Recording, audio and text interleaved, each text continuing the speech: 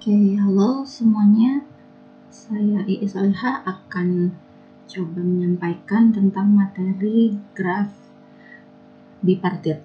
Oke, kita pakai slide yang sudah disiapkan oleh Pak Adila. Jadi ini adalah bagian yang pertama untuk graf bipartit.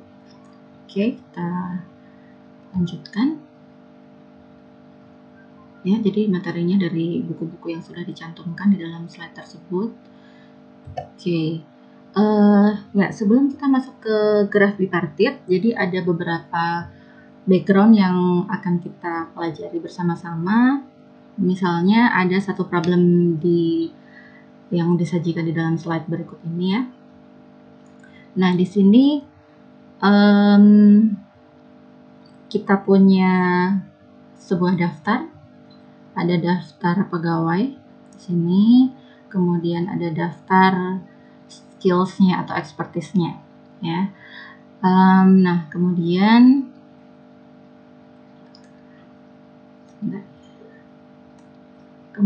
di situ kita lihat ada 4 employee, Andi, Benny, Cita, dan Desi, dan masing-masing orang ini punya skill atau expertise masing-masing. Misalnya si Andi itu dia skillnya di requirements analysis dan juga testing. Kemudian si Benny itu kemampuannya di architecture design, implementasi atau codingnya, dan juga testing ya. Nah di sini kita lihat yang bisa diimplementasi itu ada Benny, kemudian juga di sini ada si Cita. Ya, kemudian Cita juga bisa di requirement analysis dan juga architecture design.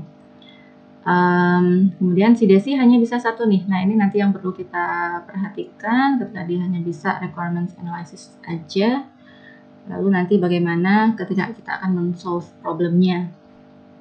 Nah kemudian problemnya apa? Problem yang diberikan adalah ada sebuah project yang harus mereka kerjakan bersama-sama ya. Kemudian project ini adalah mungkin project sistem informasi ya, atau membuat suatu software yang meliputi 4 tahapan ini. Ada tahap requirements analysis, kemudian ada tahap architecture design, kemudian ada tahap implementasi dan tahap testing ya. Jadi projectnya meliputi 4 kegiatan itu. Nah pertanyaannya adalah bagaimana kita bisa meng-assign tahapan-tahapan tersebut. Jadi ada 4 tahapan atau 4 task ya kita sebut. Kita mau assign ke sumber daya manusia yang sudah kita punya, yaitu ada Andi, Benny, Cita, dan Desi tadi. Nah kebutuhannya bagaimana? Kebutuhannya adalah kita harus meng-assign setiap tugas itu kita harus assign ke exactly satu employee saja. Jadi nanti yang mengerjakan requirements analysis itu satu orang aja ya. Kemudian architecture design itu juga satu orang saja. Kemudian implementasi juga satu orang saja ya. Kemudian testing juga satu orang saja. Nah kemudian constraint berikutnya adalah setiap pegawai itu hanya boleh mengerjakan satu tugas saja ya. Jadi misalnya si Cita, ya udah si Cita salah satu nih dari apakah dia requirements analysis, apakah architecture design, apakah implementation. Jadi salah satu aja ya. Oke, jadi kebutuhannya itu. Nah, sebelum kita men-solve problem tersebut ya, kita akan lihat dulu di slide berikutnya. Ya, jadi problem yang baru saja kita lihat itu adalah problem matching ya. Jadi bagaimana kita memasangkan beberapa, kalau dalam graf berarti beberapa vertex ya yang saling berelasi. Oke, jadi dalam matching ini yang harus kita lakukan adalah bagaimana kita menemukan pemetaan ya atau assignment yang tepat dari employee atau workers tadi ke pekerjaannya. Jadi kita memetakan itu sedemikian hingga tidak ada 2 orang yang mengerjakan pekerjaan yang sama ya. Dan setiap orang itu nanti akan mengerjakan satu tugas saja. Jadi seperti itu ya. Jadi matching yang akan kita lakukan itu adalah Kalau dalam graf berarti kumpulan dari edges ya, kumpulan dari edges. Nah, edge-nya itu adalah menghubungkan worker dengan task-nya. Jadi jadi satu edge itu maksudnya adalah satu pair. Pair apa? Pair worker dan pekerjaannya. Oke, jadi matching yang akan kita sajikan itu adalah misalnya kita punya satu buah matching ya, ini satu buah matching, itu nanti isinya adalah beberapa assignment. Misalnya si A diassign ke tugas 1, si B diassign ke tugas mana, dan seterusnya. Ini yang dimaksud dengan matching ya. Oke. Nah, kemudian dalam undirected graph, jadi grafnya tidak berarah ya. Dalam graf tidak berarah, matching itu bisa dilakukan dengan mengassign nodes ya, mengassign nodes kepada nodes lain yang adjacent ya. Jadi proper neighbors ini adalah kita akan pilih dari nodes yang adjacent. Jadi neighbors itu adalah nodes-nodes yang adjacent dengan dia ya. Oke, nah sehingga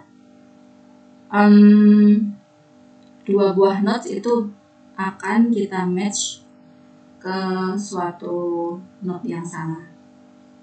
Tidak ada dua nodes yang akan kita match ke suatu node yang sama. Jadi seperti fungsi ya, si A kita petakan kemana, si B kita petakan kemana, dan seterusnya, tapi tidak kita petakan ke node tujuan yang sama. Oke, itu namanya matching ya. Jadi node tujuannya tidak boleh dipakai lebih dari satu kali. Nah, kemudian problem matching ini sebenarnya bisa disajikan dalam graf apapun ya. Maksudnya graf apapun itu kita bisa mempertanyakan matchingnya ada atau tidak, matchingnya seperti apa yang bisa kita buat dari graf tertentu. Nah, tapi kalau misalnya kita punya graf yang sudah bipartit ya, nah itu akan lebih mudah menyelesaikan problem matchingnya ya. Tapi nanti kita belum langsung ke graf bipartit ya, kita akan bahas matching problem ini secara umum dulu. Jadi grafnya kita akan lihat graf secara umum terlebih dahulu. Oke.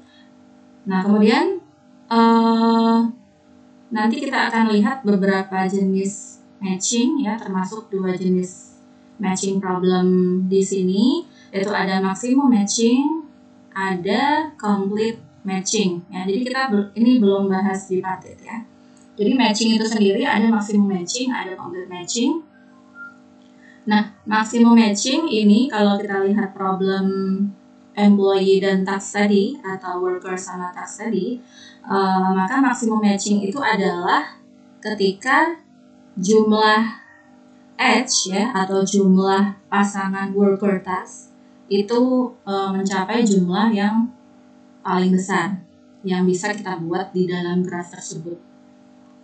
Oke, itu maximum matching. Jadi kita punya suatu match, misalnya kita punya suatu matching, misalnya M1 ini dia mengandung berapa edge ya, dan kita punya matching 2 dan seterusnya, ini bisa punya berapa edge. Nah, nanti yang edge-nya terbanyak, edge-nya itu maksimum ya, nah maka itu disebut dengan maximum matching ya. Nah, maximum matching itu nanti belum tentu complete. Nah, complete matching itu yang bagaimana?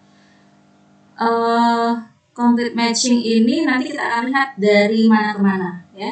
Kalau complete matchingnya itu dari task ke employee, maka semua task itu harus muncul ya. Ini kalau dari task ke employee ya.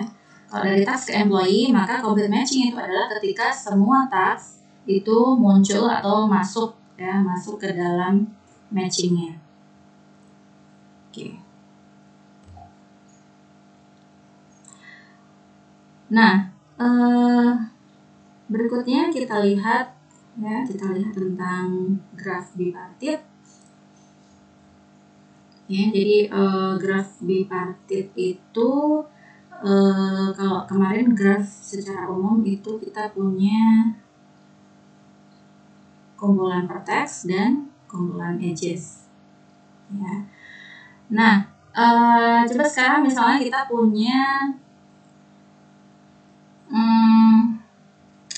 punya graph ya, ini vertexnya, ini edgesnya, ya. Kemudian nanti di sini adalah cara kita melakukan pemetaannya. Ya, jadi kita punya ini adalah undirected graph. Nah, graph ini akan disebut bipartit.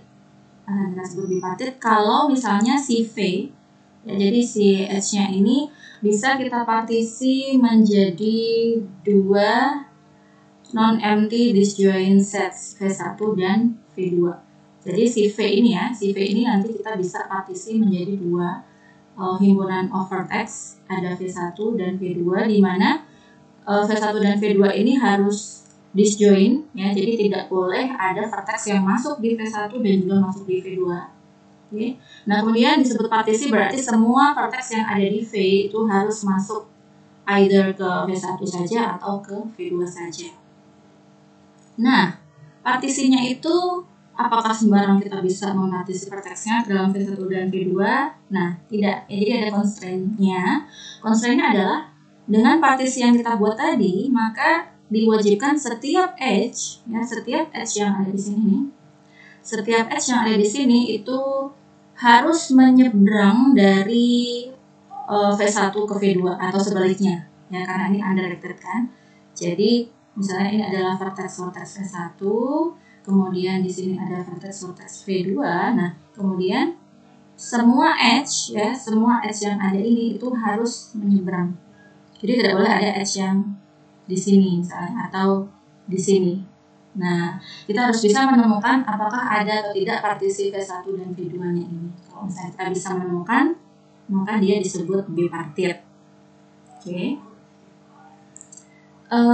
Kemudian ada graf bipartit, ada graf bipartit komplit, ya. Graf bipartit komplit simbolnya itu ini ya, nanti simbolnya adalah KMN. Nah, graf bipartit komplit itu adalah ketika kita punya nih V1-nya di sini, kita punya V2-nya di sini. Nah, misalnya di sini ada berapa vertex, di sini ada berapa vertex. Nah, setiap vertex yang di sini itu harus punya edge ke semua yang ada di V2. Nah, semua yang di sini itu juga punya ke semua. Ya. Nah, itu yang disebut dengan bipartit komplit. Nah, ini catatannya tadi sudah saya jelaskan bahwa V1 dan V2-nya itu tidak boleh empty. Oke. Nah, sehingga tidak mungkin ada loop ya. Disitu tidak mungkin ada loop, karena kalau ada loop pasti nanti edges-nya itu tidak akan menyeberang seperti yang kita minta tadi. Ya. Oke. Nah, jadi kita sebut bipartit ketika vertexnya tadi kita bisa kelompokkan menjadi dua himpunan, ya, bipartit. Jadi kalian bisa bayangkan mungkin aja ada tripartit dan seterusnya kalau misalnya partisi dari vertexnya itu bisa dibuat lebih dari dua set of vertex. Oke, nah graf bipartit komplit tadi simbolnya adalah KMN. Nah, M itu adalah banyaknya vertex yang ada di V1 dan N itu adalah banyaknya vertex di V2 atau sebaliknya, yaitu hanya simbol saja. M dan N-nya boleh ditukar-tukar ya. Jadi artinya KMN itu adalah graf bipartit di mana kelompok yang satunya itu punya M vertex dan kelompok yang satunya itu punya N vertex. Oke. Nah, sekarang kita coba solve bersama-sama di antara graf ini mana yang merupakan graf bipartit, ya. Jadi kalau grafnya itu bipartit kan tadi kita bisa kelompokkan dalam dua kelompok ya. Kalau bipartit itu bisa dikelompokkan dalam V1 dan V2 vertex-vertexnya. Nah, artinya dan kemudian semua edge harus menyeberang ya. Nah, artinya kalau misalnya kalian pernah mendengar cara mewarnai vertex-vertex dalam graf, ya. Nah, maka kita bisa hanya menggunakan dengan 2 warna saja untuk mewarnai vertex-vertex dalam graf, sedemikian hingga kalau ada vertex A dia punya edge ke vertex B, maka di sini harus warnanya harus beda. Ya, ini bisa warna 1, ini harus warna lain. Nah, seperti itu. Nah, karena grafnya bipartit berarti harus bisa hanya menggunakan 2 warna saja. Ya. Oke, nah sekarang kita lihat. Kita bisa mulai dari vertex yang mana saja, ya. Kita coba graf yang sebelah kiri dulu, kita kasih satu buah vertex dengan suatu warna, jadi kita pakai warna merah, ya. Misalnya si E kita kasih warna merah. Oke, nah berarti ketika si E itu warnanya merah, berarti si E itu, ini misalnya berarti si E, ya, si E itu masuk ke kelompok V1. Jadi di situ kita bisa lihat kalau di sini kita punya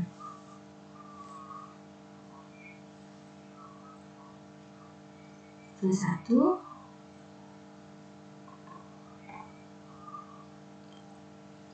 kita punya V1, maka si E kita masukkan ke V1.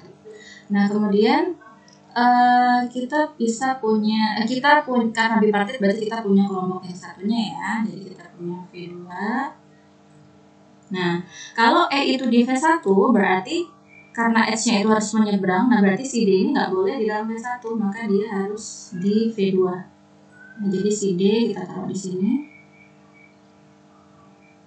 Kemudian karena si D di V2, maka kita pastikan bahwa si B ini harus masuk ke V1. Jadi dia masuk ke sini.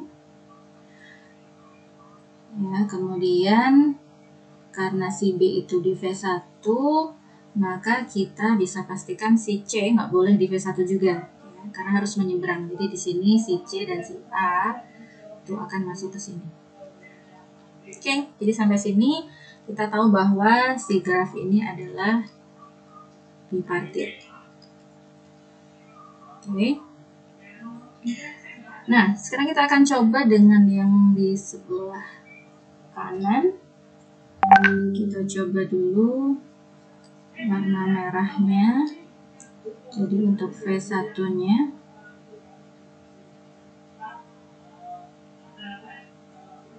oke, misalnya si C ini masuk ke V1. Ini saya ambil sembarang vertex, ya. Si C ini masuk ke V1. Nah, berarti si D dan si B itu kan harus masuk ke V2. Ya kan? Jadi di sini si D dan si B harus masuk ke situ. Nah, di sini sudah bisa kita lihat bahwa muncul masalah ketika si B itu masuk ke V2, maka si G ini kan berarti harus di V1, ya. Jadi ini si G ini harus di V1. Nah, sekarang bagaimana dengan si E? Nah, kalau si E ini kita kasih warna merah, maka dia akan masuk ke V1, akan melanggar karena ini kan adjacent, ya, sehingga edge-nya tidak menyeberang. Nah, kemudian yang ini kalau kita kasih warna E-nya ini kita kasih warna biru juga akan melanggar, ya, karena si D-nya sudah warna biru. Nah, jadi graf yang sebelah kanan ini bukan bipartit, ya.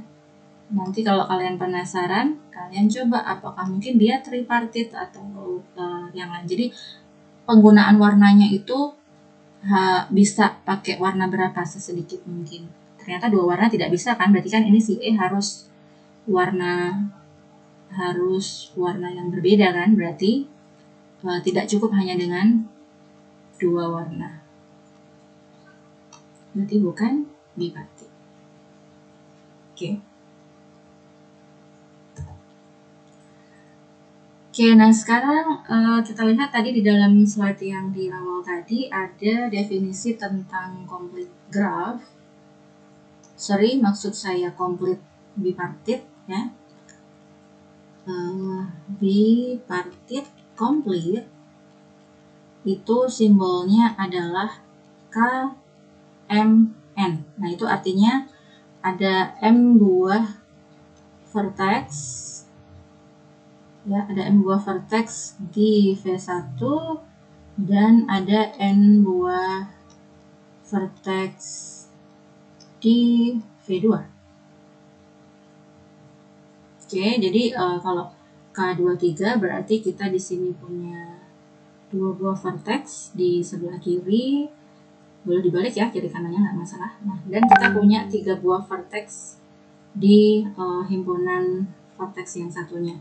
Nah, karena dia komplit, maka setiap vertex yang ada di sebelah kiri itu harus punya edge ke semua vertex yang ada di sebelah kanan, begitu juga yang ini. Nah, jadi ini adalah K23. Nah, nanti sebenarnya cara menggambarnya tidak harus seperti itu ya. Nanti misalnya ini vertexnya ditarik-tarik ke mana aja, tapi selama bisa dikembalikan lagi bentuknya menjadi seperti ini, kalian bisa yakin bahwa dia memang K23 ya. Jadi ini untuk mempermudah visualisasi saja, yang 2 ditaruh sebelah kiri, yang 3 ditaruh sebelah kanan. Jadi maksud saya begini, misalnya ini grafnya saya copy ya, saya copy seperti ini ya kan. Ini saya copy, jadi misalnya ini AB, CDE, ini saya copy A-nya di sini, B-nya di sini, D-nya di sini, E-nya di sini. Nah, tapi C-nya itu saya taruh di sini gitu. C-nya saya taruh di sini, tapi H yang ngikutin yang tadi. Ada AC, begini kan. Kemudian ada CB, CB-nya jadi gini ya. Nah, jadi tetap ya, A itu bisa ke C, A itu bisa ke D, A itu bisa ke E. Terus B itu bisa ke D, B itu bisa ke C, B itu bisa ke E. Jadi tetap, yang ini tetap dinamakan K23. Ya, jadi jangan tertipu dengan cara menggambarnya. Kalian harus melihat adjacency-nya sebetulnya memenuhi K23 atau tidak. Oke. Nah, kemudian satu lagi ada K35, berarti kita di sini punya 3 vertex. Kemudian kita di sini punya 5, 1, 2, 3, 4, 5. Dan pastikan setiap vertex yang di sebelah kiri itu dia punya edge ke semua vertex yang di sebelah kanan. Ini kalau gambarnya pas rapi ya, tapi kalaupun gambarnya nanti tarik-tarik sedemikian hingga tapi adjacency-nya itu tetap, iya tetap K35. Oke. Jadi seperti itu untuk bipartit komplit. Oke. Nah, berikutnya kalian coba kerjakan dulu problem ini ya. Kalau bingung ini apa, kalian bisa coba browsing dulu. Jadi ada graph ya, ada graph yang merepresentasikan 3-dimensional hypercube Q3 ya, apakah dia bipartit atau tidak ya, diminta untuk menentukan. Jadi 3-dimensional itu adalah, jadi kita punya bit string ya, kita punya bit string panjang 3 ya. Bit string panjang 3 itu kita tahu bit stringnya itu adalah 000, 001. Jadi dia ada 2 pangkat 3 ya, jadi akan ada 8 vertex ya. Jadi setiap ini satu vertex, setiap bit string itu satu vertex, 000, 001 dan seterusnya sampai 111, berarti akan ada 8 vertex. Nah, kemudian edges-nya itu adalah ketika dua string itu hanya berbeda di exactly satu posisi saja. Jadi misalnya si 000 itu dengan si 001 kan hanya berbeda di sini. Nah, maka di sini nanti ada edge. Nah, seperti itu. Itu kalau Q3 ya. Kemudian nanti kita akan cek juga bagaimana untuk n-dimensional hypercubes atau Qn, apakah bipartit atau tidak. Oke, sampai sini dulu videonya. Kita ketemu lagi di video yang berikutnya.